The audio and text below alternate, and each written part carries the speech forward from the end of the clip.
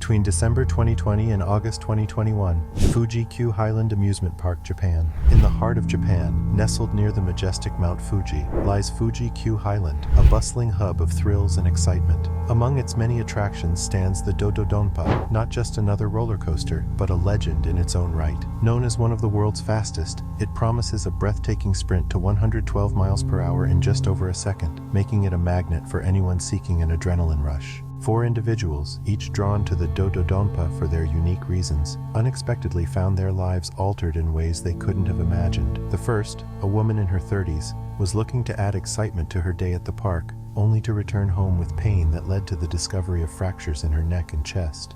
Another rider, a man in his 40s, sought the thrill of the roller coaster, but ended up needing a month for recovery due to a compression fracture in his backbone. In July, another incident involved a woman in her 50s who, like the others, was seeking an adrenaline rush, but instead suffered fractures in her neck and backbone. Lastly, a man in his 30s, possibly seeking a memorable experience, found himself with a compression fracture in his neck after riding the famed roller coaster. This is the story of the Japan roller coaster that caused its riders to suffer broken bone injuries. In December 2020, Fuji-Q Highland was bustling with visitors, drawn by the holiday atmosphere and the array of rides. The park, located near Mount Fuji, was especially known for the Do-Dodonpa roller coaster, famous for its incredible speed. The Do-Dodonpa was more than just a ride. It was an experience. It attracted a wide range of visitors, from young thrill seekers to older adventure enthusiasts. But amidst this busy scene of joy and excitement, an unexpected incident occurred, marking the beginning of a series of unforeseen events. A woman in her 30s who had spent the day enjoying the park and its attractions, including the Do-Dodonpa, returned home only to find herself in increasing pain. The thrill of the ride had masked the onset of her discomfort, but as the adrenaline wore off, the pain became evident. A visit to the doctor revealed a startling discovery. She had sustained fractures in her neck and chest. This incident was the first of its kind associated with the Do-Dodonpa, and it raised concerns about the safety of the ride. The healing process for her injuries was estimated to take 2 months, a significant recovery period that contrasted sharply with the fleeting excitement of the roller coaster. Despite this incident, the park continued its operations into the new year. By May 2021, another rider, a man in his 40s, had experienced a similar fate. After a ride on the Do-Dodonpa, he suffered a compression fracture in his backbone. This injury required a month of recovery. The park's management began to take notice of these incidents, although the cause remained unclear. The roller coaster continued to operate, as these were isolated incidents amidst hundreds of thousands of riders. In July, concerns escalated when a third incident occurred.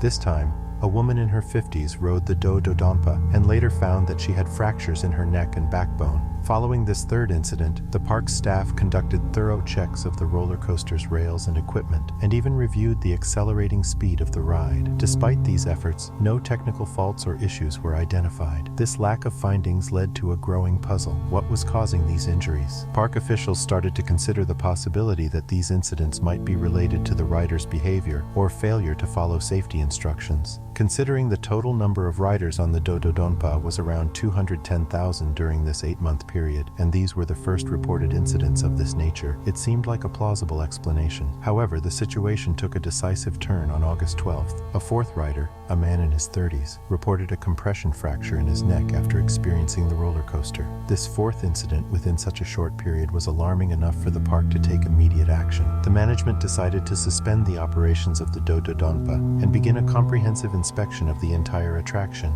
This decision marked a significant shift in the park's response to the incidents. The series of accidents, which had not been reported to the prefectural government until this point, came to the forefront on August 17, 2021. The park officially notified the authorities following the fourth accident. The delay in reporting these incidents to the government drew criticism from Yamanashi Governor Kotaro Nagasaki. He expressed concern that earlier reporting and proactive measures might have prevented some of these accidents. This critique highlighted a gap in the park's response to the incidents and raised questions about its safety protocols. The incidents on the Do-Dodonpa, a ride celebrated for its speed and thrill, now bring to the fore critical questions about safety at recreational attractions. The park faced scrutiny not just for the accidents, but also for the perceived gap in understanding the severity of the incidents and in communication with the relevant authorities. The initiation of an investigation by the prefectural government and the Transport Ministry reflected the seriousness of the situation. As the investigation began, the park acknowledged the need for a more appropriate response to such incidents. They committed to understanding the cause of the accidents and to ensuring the safety of their visitors. The string of accidents on the Do-Dodonpa, previously known for its excitement, now serves as a cautionary tale. It highlighted the fine line between seeking thrills and ensuring safety, prompting a re-evaluation of safety standards in amusement parks. Following the fourth injury report in August 2021, a critical decision was made at Fuji-Q Highland, the closure of the Do-Dodonpa roller coaster. This decision came after a man in his 30s suffered a neck compression fracture, a serious injury that mirrored the earlier incidents. The park, faced with growing concerns over safety, could no longer view these incidents as isolated cases. The announcement of the closure sent ripples through the park and beyond. Visitors at the park were met with the sight of the iconic roller coaster, now silent and still.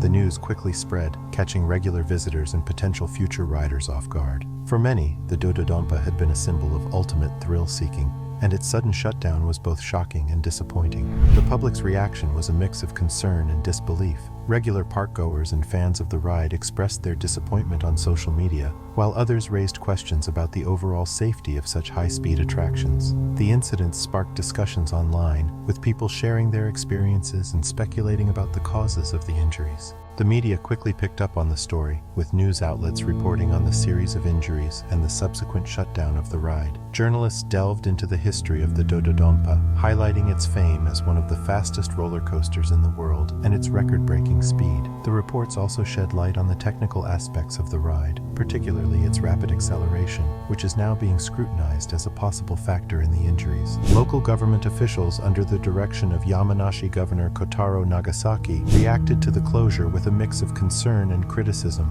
The governor expressed his belief that earlier reporting of the incidents by the park could have led to quicker action and possibly prevented some of the injuries. Other officials echoed this sentiment and emphasized the significance of openness and prompt reporting in managing public safety. The prefectural government, along with the Transport Ministry, initiated a thorough investigation into the incidents. They aimed to uncover the root cause of the injuries and determine whether there were any oversights in safety protocols or ride operations. The focus was not only on the mechanical aspects of the ride, but also on the operational procedures and the instructions provided to riders. As the investigation proceeded, the closure of the Do-Dodonpa became a topic of national interest. It raised broader questions about the safety standards in amusement parks and the balance between providing thrilling experiences and ensuring the well-being of visitors.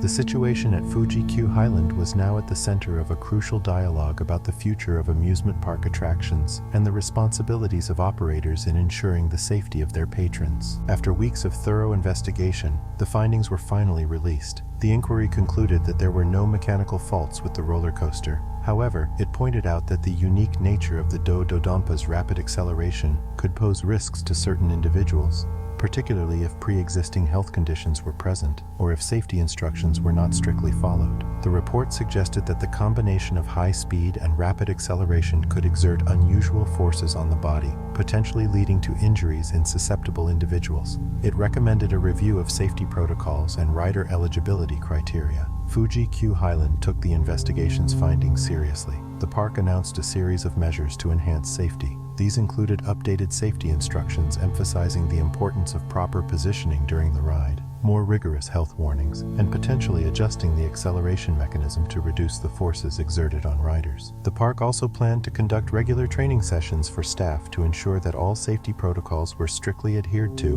and that riders were adequately informed about the risks involved. Months later, Fuji-Q Highland had begun to regain its footing. The park implemented the recommended changes, showing a renewed commitment to safety. While the Do-Dodonpa remained closed, awaiting modifications, other attractions continued to operate, with enhanced safety measures evident throughout the park. The park's open handling of the incident and the obvious improvements in safety protocols encouraged visitors to return. The incident had served as a wake-up call, not just for Fuji-Q Highland, but for amusement parks worldwide, reminding everyone in the industry of the fine balance between thrill and safety. In the shadow of Mount Fuji, Fuji-Q Highland looked to the future, one where the excitement of its rides would be matched by an unwavering commitment to the well-being of its visitors.